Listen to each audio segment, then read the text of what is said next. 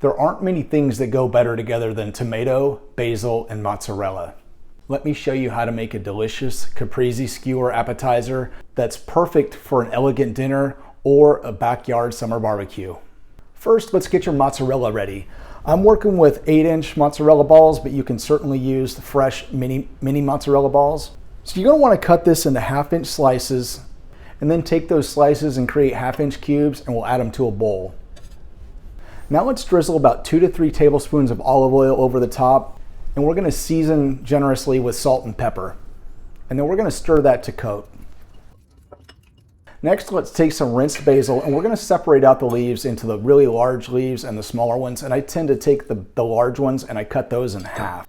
And then we're gonna set those aside. Now let's get our tomatoes washed and then add those to a bowl. And then we're gonna carefully take some prosciutto slices, and you wanna cut those into 1/2-inch strips.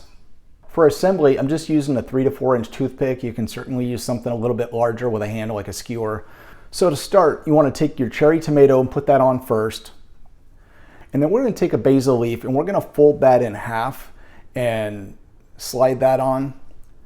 And then let's take one of the prosciutto strips. You wanna kind of roll that or fold it, and then we're gonna slide that on. And then to hold it all together and finish it off, we'll add our mozzarella cube. And then let's lay those out on a platter. And to finish these off, I like to drizzle some balsamic glaze right over the top. So here you go, folks. Simple yet delicious Caprese skewers. Hope you enjoy them. Thanks for tuning in.